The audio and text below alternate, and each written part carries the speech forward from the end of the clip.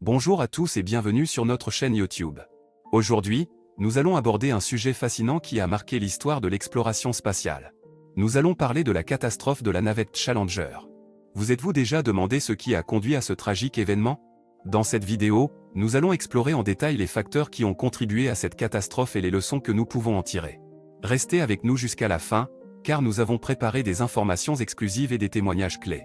Si vous aimez notre contenu, n'oubliez pas de vous abonner à notre chaîne, de liker notre vidéo et de laisser des commentaires.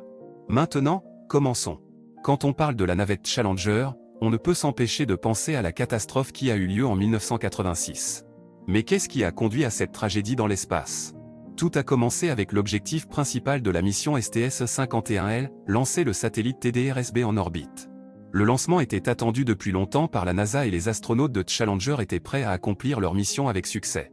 Cependant, ce qui aurait dû être un jour de triomphe pour la NASA s'est transformé en une journée de deuil pour l'Amérique et le monde entier.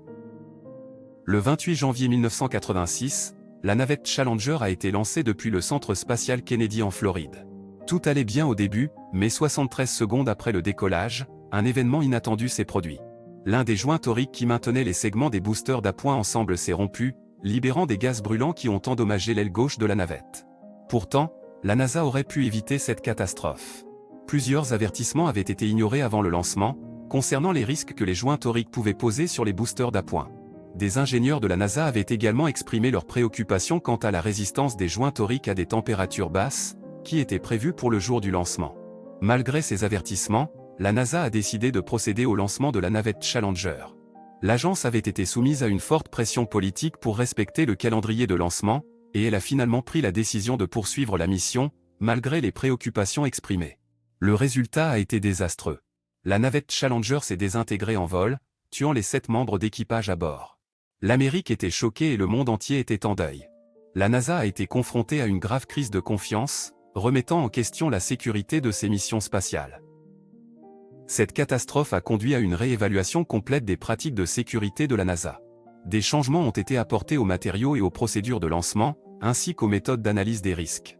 La NASA a également été forcée de repenser la culture de prise de décision qui avait conduit à la catastrophe de Challenger. En fin de compte, la catastrophe de la navette Challenger a rappelé au monde entier les dangers inhérents à l'exploration spatiale. Cependant, elle a également servi de catalyseur pour des changements positifs au sein de la NASA, qui est maintenant plus vigilante et plus sûre que jamais dans ses missions spatiales.